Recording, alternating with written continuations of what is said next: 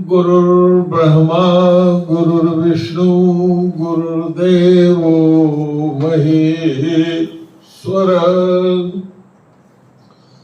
गुरुः साक्षात् परब्रह्म तस्मै श्री गुरुवे नमः। अखंडमंडलाकारं व्याप्तं येन चराचरं तत्पदं दर्शितं येन तस्मै श्री गुरुवे नमः। अज्ञानतिमिरान्धस्य ज्ञानाञ्जनशलाकया चक्षुः उन्मीलितं यस्य तस्मै श्री गुरुवे नमः।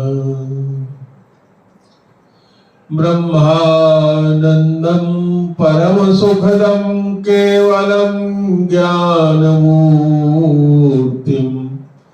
द्वन्द्वातीतं गगनसदृशं तत्त्वमस्यादिलक्ष्यम् एकं नित्यं विमलं अचलं सर्वधी साक्षिभूतं भावातीतं त्रिगुणरहितं सद्गुरुं तं नमामि। प्रेम से बोलिए गुरुदेव भगवान की जय। श्री राम जय जय राम। श्री राम जय जय राम। श्री राम जय जय राम। श्री राम जय जय राम। जय रघुनंदन जय सिया राम। सीताराम जय सीताराम। जय रघुनंदन जय सिया राम। सीताराम जय सीताराम। जप ले राम का नाम अंत समय में आएगा काम। जप ले राम का नाम अंत समय में आएगा काम। श्री राम जय जय राम। श्री राम जय जय राम। श्री राम जय जय राम। श्री राम जय जय राम। जय रघुनंदन जय सिया राम। सीताराम जय सीताराम। जय रघुनंदन जय सिया राम। सीताराम जय सीताराम। एक बार प्रेम से बोलो गुरुदेव भगवान की जय।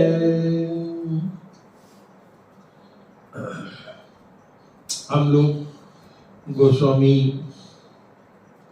तुलसीदास जी द्वारा रचित रामचरित मानस का एक तरफ से चर्चा कर रहे हैं। पिछले बार चर्चा हुई थी असंतों की वंदना गोस्वामी जी ने किया था। असंत वंदना समाप्त हुआ था और उससे आगे हम लोग चलेंगे, जहां तक हो सकेगा वहां तक आज चर्चा करेंगे।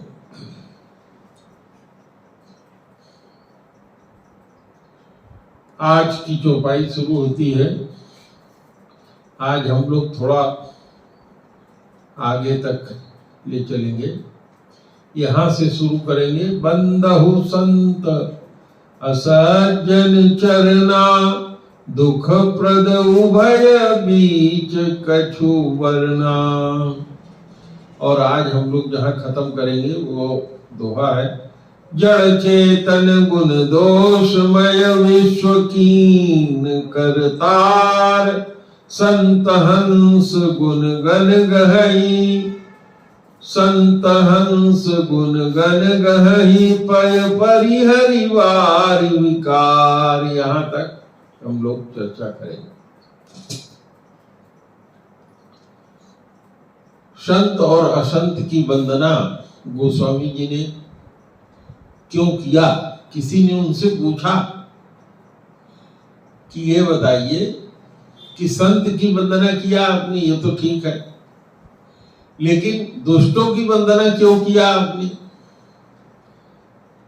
तो लोग ये सोच रहे थे कि गोस्वामी जी कहेंगे कि दुष्ट लोगों की वंदना करने से वो हमारे ऊपर प्रसन्न हो जाएंगे और हमारे कार्य में विघ्न नहीं डालेंगे। लेकिन गोस्वामी जी ने कहा कि नहीं नहीं, ऐसी बात नहीं है। ये संत और दुष्ट दोनों भगवान के द्वारा ही पैदा किए हुए हैं। आज जितनी चौपाइयां दोहा हम लोग ले रहे हैं उसमें यही चीज उन्होंने स्पष्ट करके कहा कि जब तक किसी चीज को आप जानोगे नहीं कि क्या अच्छा है और क्या खराब है, तब तक आप उसमें भेद नहीं कर पाएंगे। अच्छा और खराब का जब आपको ज्ञान हो जाएगा कि ये चीज अच्छी है, ये चीज खराब है, तो आदमी के लिए आसान होता है। जैसे आप फल लेने जाते हैं, देखते हैं दुकानदार बाहर से ही सड़ा हुआ फल अगर निकाल के दे रहा है तो आप छांट देते हैं, लेकिन अगर अंदर से सड़ा है तो पता नहीं लगता। लेकिन कुछ लोग इतने बुद्धिमान होते हैं कि अगर अंदर से भी सड़ा है तो ऊपर से दबा करके या देख करके जान जाते हैं कि ये सड़ा है या ये सामान बहुत दिन से रखा हुआ है। तो जानना जरूरी है, कौन संत है कौन दुष्ट है, क्या अच्छाई है क्या बुराई है। जब इसको हम जानते हैं तो हम बहुत सी बुराइयों से और दुष्प्रवृत्तियों से बच जाते हैं। यह अलग बात है कि भगवान ने जो रचना किया है उसमें तीन तत्व हैं। ब्रह्म है, ब्रह्म माने ब्रह्म को ही परमात्मा भी कहते हैं, आप लोगों से मैंने चर्चा किया है। और ब्रह्म का तीसरा रूप भगवान कहलाता है।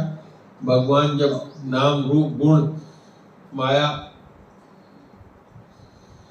धाम परिकर सबके साथ आता है तो भगवान कहलाता है। और जब ब्रह्म सर्वसत्तामय होता है, जो अपने बड़ा होता है दूसरे को भी बड़ा कर सकता है, लेकिन उसकी शक्तियां सारी होते हुए भी प्रकट नहीं होती हैं। जब उसकी थोड़ी शक्तियां प्रकट होती हैं तो भगवान विष्णु के रूप में, परमात्मा के रूप में वो प्रकट होता है, ये कारणोसाई विष्णु। और वही विष्णु फिर नाना प्रकार के अवतार, विष्णु भी कोई कार्य करता नहीं, दिखाई पड़ता है कि जीव रूप में आ गया है। उसकी शक्ति उसके पैरों के पास बैठी रहती है। मृत्यु के सैया पर अर्थात सर्प के सैया पर वो निवास करते हैं, यानी मृत्यु और जीवन दोनों के वो प्रतीक हैं, परमात्मा कहलाते हैं। और यही जब शरीर धारण करके तीनों गुणों से युक्त होकर के आता है तो उसे भगवान कहते हैं। तीनों के तीन नाम है, तीनों का तीन अर्थ है। तो गोस्वामी जी ने कहा कि मैंने संत और असंत की जो वंदना की है, और उन दोनों के बीच में भी कुछ ऐसे लोग होते हैं, न संत होते हैं न असंत होते हैं, उनकी भी मैंने वंदना किया है, क्योंकि उनको भी जानना जरूरी है। तो कहा कि क्यों वंदना किया? कहा जो संत होते हैं वो इतने अच्छे और प्रिय होते हैं कि उनके बिछड़ने मात्र से भी लगता है कि ये हमसे इनका बिछोह न हो, बल्कि हमारा प्राण निकल जाए तो अच्छा है, इतना प्राण प्रिय होते हैं। बिछुरत एक प्राण हर लेहि, कौन? संत लोग। अगर किसी सज्जन आदमी के साथ आप रहते हैं, उसकी मृत्यु हो जाती है या साथ छूट जाता है या किसी कारण से हम उनसे विलग होते हैं, तो मृत्यु तुल्य कष्ट महसूस करते हैं। और मिलत एक दारुण दुख देहि, और दूसरा जो दुष्ट है उसका स्वभाव ही ऐसा है कि आपसे जैसे आपके पास आएगा दुख ही देगा। कह कबीर या रहीम की कविता है, कह रहीम कैसे निभे केर बेर के संग, वे डोलत रस आपने उनके भारत। बेर का पौधा हवा लग के हिलेगा और केला का पौधा भी हिलेगा। बेर अपने मस्ती में हिल रहा है, हवा चलाने वाली दोनों एक ही है, लेकिन वो उसका स्वभाव ऐसा है, उसमें इतने कांटे हैं कि केले के पत्ते को चीर के टुकड़े टुकड़े कर देगा। तो इसी तरह से कहते हैं कि जो संत होते हैं, जब उनसे विछोह होता है तो मरण तुल्य कष्ट होता है, और जो दुष्ट होते हैं उनसे जब मुलाकात होती है, संगत हो जाती है, तो वो भी मरने के बराबर ही कष्ट देते हैं। और ये दोनों संत और असंत दोनों इस संसार में वैसे ही पैदा होते हैं जैसे पानी में कीचड़, और कीचड़ से कमल और जौ, दोनों कीचड़ से ही उत्पन्न होते हैं।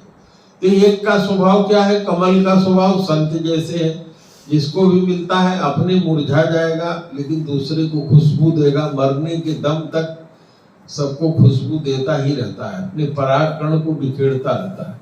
और जो आपको पकड़ ले तो आपका खून पी करके आपको मार डालेगा, उसके शरीर के टुकड़े टुकड़े हो जाएंगे भले, लेकिन वो छोड़ेगा नहीं आप।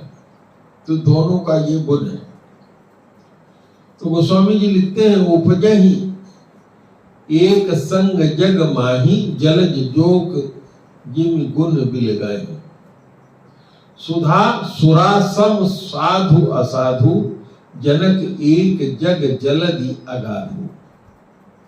सुरा विष, जिसको हम कहते हैं लोग पी करके बहुरा जाते हैं, शराब या विष, ये विष और अमृत दोनों एक साथ उत्पन्न हुए थे, या सुरा और अमृत, शराब और अमृत दोनों एक साथ उत्पन्न हुआ था। भगवान ने सुरा यानी जो शराब थी वो परोस दिया राक्षसों को, और जो अमृत था वो परोस दिया अच्छे लोगों को, देवताओं को। तो ये दोनों एक साथ उत्पन्न होते हैं। ऐसे ही संसार में सज्जन पुरुष भी और दुष्ट भी एक साथ ही उत्पन्न होते हैं। जैसे समुद्र मंथन से जैसे विष और शराब दोनों एक साथ ही निकले थे। भल और अनभल, हर आदमी का अपना अपना निजी कर्तव्य होता है। जो सज्जन पुरुष होगा उसका कर्तव्य क्या होता है? सबकी भलाई ही करेगा। जैसे कमल मुरझा जाता है अंत तक, लेकिन वो भलाई ही करेगा, जहर नहीं बनेगा। लेकिन शराब पीने के बाद से ही बुराई उत्पन्न करेगा। जो पिएगा उसके शरीर को भी नुकसान पहुंचाएगा और पीने वाला समाज को भी नुकसान पहुंचाएगा। तो भल अल भल निज निज करतूती, लहत सुजस अपलोक विभूति। सज्जन जो कार्य करता है वो सुजस प्राप्त करते हैं, और जो दारू पीने वाले लोग हैं वो अपजस का कार्य करते हैं। तो अपने अपने कार्य से ही जस और अपजस हर आदमी प्राप्त करता है। अब उसको ये तय करना है कि हम इस संसार में आए हैं तो हमें सज्जन बनना है कि दुष्ट बनना है। और ये जब वो जानेगा कि क्या सज्जन होता है क्या दुष्ट होता है, तभी वो कर पाएगा। इसलिए गोस्वामी जी कहते हैं कि हमने दोनों का अलग अलग गुण दोष वर्णन किया। कहते हैं इतना ही नहीं, और आगे सुनो। और आगे क्या? सुधा सुधा कर सुर सरी साधु, गलल अनल कलिमल सर व्याधु। कहते हैं कि यह जो अमृत है, चंद्रमा है, गंगा जी है, सज्जन पुरुष है, और जो विष है, अग्नि है, ये गरल अनल, ये सबके सब इस संसार में ही उत्पन्न होते हैं। और यहाँ एक नदी है जिसको हम कहते हैं गंगा जी, और एक नदी कर्मनाशा है, जो दोनों भगवान के ही उत्पन्न किए हुए हैं। सुधा सुधाकर सुरसर साधु, गरल अनल कलिमल सरि व्याधु, गुण अवगुण जानत सब कोई, जो यही भाव नीक तिहि सोई। ये सारी चीज संसार में है, गुण भी है, अवगुण भी है, विष भी है, सुरा है, माने शराब भी है, कर्म नाशा नदी भी है, गंगा जी भी है। जो गंगा में नहाएगा सारे पाप धुल करके पवित्र हो जाएगा। जो कर्म नाशा में जाएगा अपने सारे कर्मों का नाश करके इस संसार में दुख ही पाएगा। तो गुण और अवगुण जान लेने से, सब आदमी जानते हैं गुण और अवगुण को, जिसका जो भाव होता है। जैसे बाजार में हम जाते हैं, जो खरीदना चाहते हैं वही सामान खरीदते हैं ना, कोई जबरदस्ती हम नहीं खरीदते। जो आपको आवश्यकता होती है वैसे आप खरीदते हैं। तो इसी तरह से इस संसार में भी पैदा होने के बाद हम लोग अपने अपने स्वभाव के अनुसार जिसको अच्छा लगता है वो कार्य वो करता है। कोई अच्छे कार्य करता है, कोई खराब कार्य करता है, और जैसा वो कार्य करता है वो उसका स्वभाव बन जाता है। अब गोस्वामी जी कहते हैं कि भलो भलाई पे लहई, लहई नीचाई नीच, सुधा सराही अमरता गरल सराही नीच। कहा कि अब जैसा कर्म करोगे वैसा फल मिलेगा। भलाई अगर करोगे, अगर स्वभाव तुम्हारा भलाई करने का है तो भला नाम तुमको मिलेगा। भलाई भले से ही मिलती है, और छोटापन नीचता नीच कार्य करने से ही मिलता है, विष के कारण मिलता है। जैसे उदाहरण के लिए अगर कोई आदमी गलती से भी अमृत पी जाए तो क्या होगा? अमर हो जाएगा। अगर किसी आदमी को रोज गलती से आप दूध ही पिलाइए तो स्वस्थ होगा ना। और किसी आदमी को यदि शराब पिलाइए तो भले न जानता हो, बच्चा हो, अनजान हो, लेकिन उसको नशा तो वो करेगा, क्योंकि वो उस चीज के स्वभाव में है। तो अमृत का स्वभाव दूध का है, वो अपना गुण देगा, और अवगुण का स्वभाव जहर का है, वो कोई पिएगा तो क्या होगा? चाहे जान के पिए चाहे अनजाने भी पिए, क्या असर होगा? मर जाएगा। तो यही कहते हैं कि भलो भलाई पे लहई, लहई नीचाई नीच, सुधा सराही अमरता और गरल सराही नीच। सुधा अगर किसी को गलती से भी मिल जाती है तो अमरता प्राप्त हो जाएगी। अच्छा काम कर लेता है तो उसका नाम ही होगा, और बुरा कार्य करता है तो अपजस ही होगा, बुराई ही मिलेगी।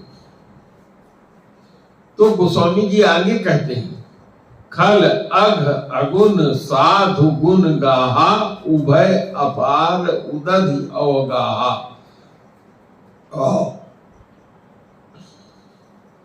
जैसे गुणों का वर्णन नहीं किया जा सकता, कितने गुण हैं, साधुओं के गुण शेषनाग भी नहीं वर्णन कर सकते, इतने अनंत गुण हैं। वैसे अवगुण भी अनंत है। इसी तरह से पाप और पुण्य, पाप का कितना अवगुण है, क्या उसके दुष्परिणाम है, वर्णन नहीं किया जा सकता। इसी तरह से पुण्य की क्या क्या गुण है, इसका वर्णन नहीं किया जा सकता।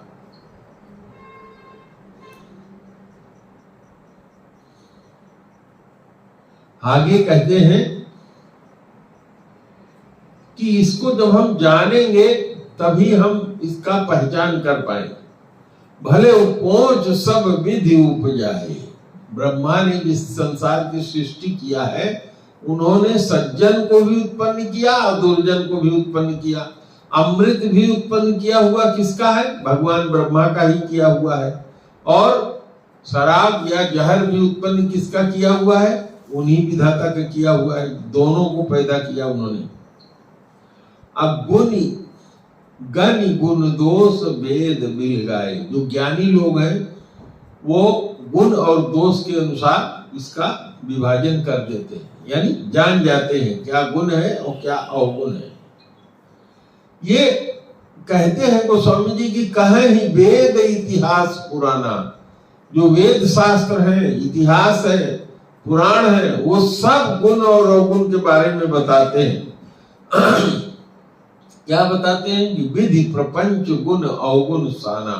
जिस ब्रह्मा ने, जिस विधाता ने, विधना ने इस संसार की सृष्टि किया है, इसमें जितने भी कार्य होते हैं सब प्रपंच ही कहलाते हैं। खाना पीना, उठना बैठना, दुकान करना, नौकरी करना, अच्छे कार्य करना, खराब काम करना, घर बनाना, घर गिराना, जितने भी कार्य हैं सब प्रपंच ही कहलाते हैं। तो वो ब्रह्मा ने, विधाता ने, विधना ने जो इस संसार को बनाया है, प्रपंच से बनाया है। और यह प्रपंच जो है गुण और अवगुण से मिलकर के बना हुआ है। दोनों एक दूसरे में मिक्स है, अलग अलग नहीं है। इस संसार की रचना ही जो हुई है वो गुण और अवगुण दोनों को मिला करके ही हुई है।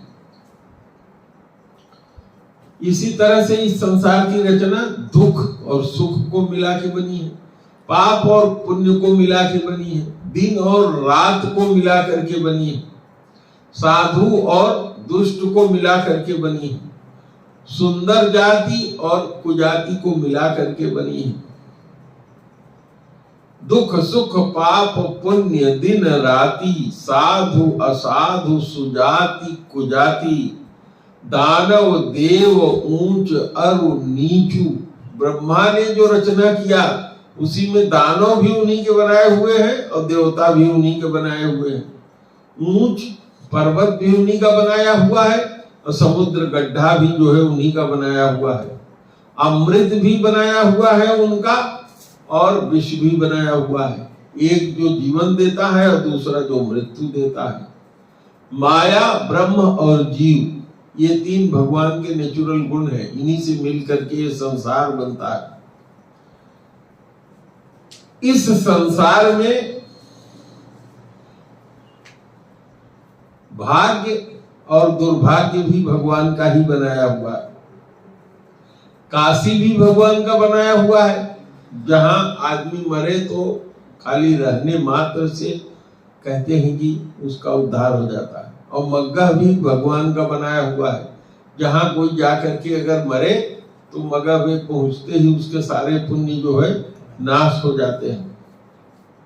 इसी तरह से गंगा जी भी बनाई हुई है, किसकी? भगवान की ही, जिसमें स्नान करने से आपके सारे शरीर के पाप धुल जाते हैं। और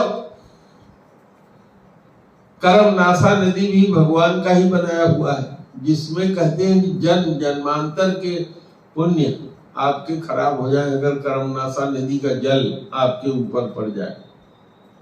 इसी तरह से मरुस्थल भी और बहुत सुंदर स्थान भी भगवान का ही बनाया हुआ है। मारवाड़ और मालवा, मरु मारव महिदेश गवासा, यानी मारवाड़ जहां पर कि पानी ही नहीं मिलता, खाना नहीं मिलता, कोई फसल नहीं होती, और मालवा क्षेत्र जहां पर कि सारी फसलें होती हैं, बहुत संपन्नता रहती है। ईश्वर और कसाई दोनों भगवान के ही बनाए हुए। स्वर्ग और नरक ये दोनों भगवान के ही बनाए हुए। अनुराग, संसार में किसी चीज से प्रेम हो जाना, और दुश्मनी हो जाना, वैराग्य हो जाना, ये भी भगवान का ही बनाया हुआ है। सारे वेद और पुराण ने इनका गुण और दोष बता करके इनको अलग अलग किया है।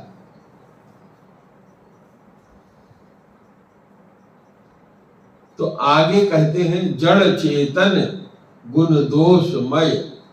जितना जड़ है और जो चेतन है सबको गुण और दोष में भगवान ने ही बनाया है। विश्व कीन करतार। इस करतार ने, इस बनाने वाले ने ही गुण और दोष में बनाया है। जैसे जड़ क्या है? धरती, धरती के कण क्या है? जड़ है, और इसी में पौधा उगता है, इसी में घास उगती है जिसको भैंस खाती है, दूध देती है, अमृत रूपी होता है, हम लोग पीते खाते हैं। और इसी में ऐसे पौधे उगते हैं जिनसे जहर बनता है, कुचिला जहर बनता है। इसी में पैदा होता है सांप, जो डस ले तो आदमी मर जाता है। तो ये सब भगवान की सृष्टि में ही है, बनाया हुआ है। यही धरती का कण जब पौधे को उगाता है, घास को उगाता है, तो हमारे लिए उपयोगी हो जाता है। और इसी धरती के कण से अगर एटम बम बना दिया जाता है तो सारा संसार मिनटों में जल करके भस्म हो जाएगा। तो गुण और दोष दोनों सब उसी में भगवान का ही बनाया हुआ है। तो जितना जड़ है और चेतन है, गुण दोष में बनाने वाले ने ही बनाया है। संत हंस गुण गहहि पै। तो इसमें जो लोग गुण को ग्रहण करते हैं वो संत कहलाते हैं। इसी तरह से जो हंस होता है वो दूध में मिले हुए पानी को छोड़ करके दूध को पी जाता है, पानी को छोड़ देता है। कहा कि इसीलिए मैंने सारे गुण और अवगुण और सारी सृष्टि भगवान की बनाई हुई है, इसीलिए मैंने वंदना किया कि अगर आप जानोगे कि कौन संत है कौन असंत है तो आपके लिए ज्यादा आसान होगा इसका निर्णय करना। और अगर एक एक चौपाई इसमें से अलग अलग चर्चा की जाती तो ये पूरी बात समझ में नहीं आती। आगे गोस्वामी जी कहते हैं कि अस विवेक जब देई विधाता। ये विवेक जब भगवान देते हैं तो भगवान कब देते हैं? जब आप सत्संग करते हैं, गुरु के पास जाते हैं, तब यही बुद्धि क्या हो जाती है? विवेक हो जाती है। क्योंकि यह बुद्धि पहले किसी भी चीज को व्यापार के रूप में देखती है, व्यवसायत्मिका कहलाती है। किसी चीज को देखती है कि ये काम मैं करने जा रहा हूं, हमारे लिए लाभदायक है कि हानिकारक है।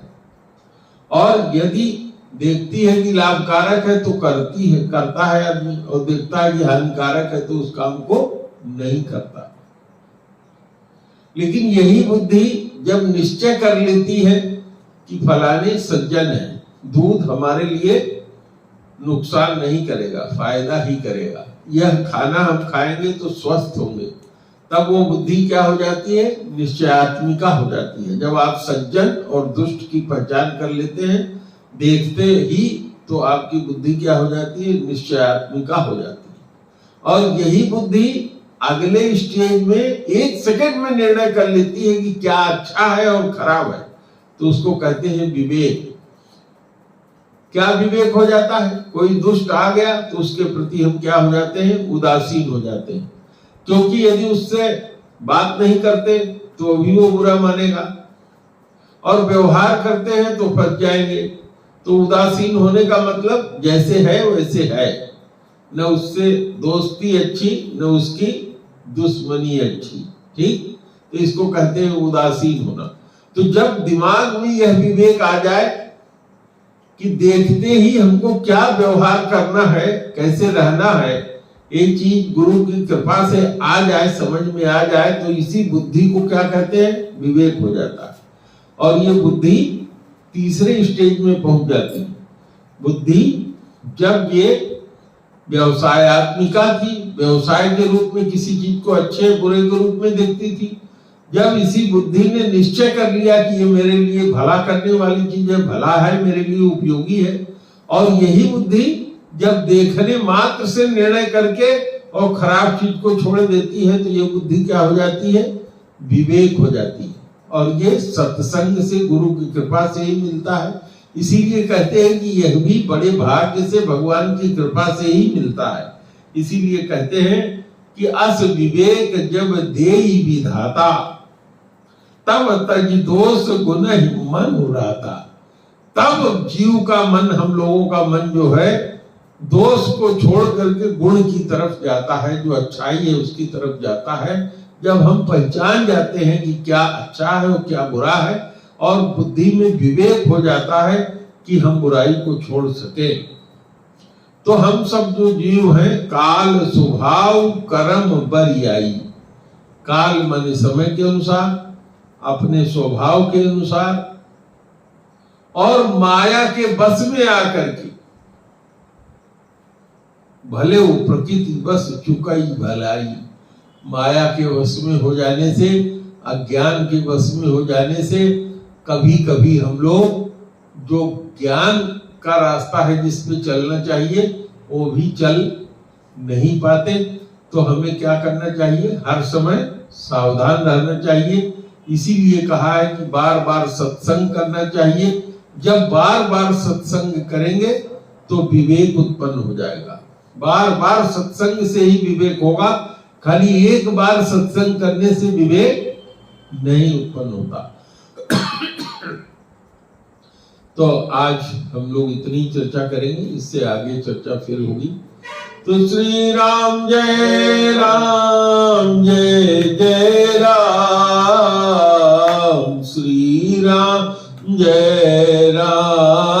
जय जय राम, श्री राम जय राम जय जय राम, श्री राम जय राम जय जय राम, जय सिया राम जय सिया राम, सीता राम जय सीता राम, जय सिया राम जय जय सिया राम, सीता राम जय सीता राम। एक बार प्रेम से बोलो गुरुदेव भगवान की।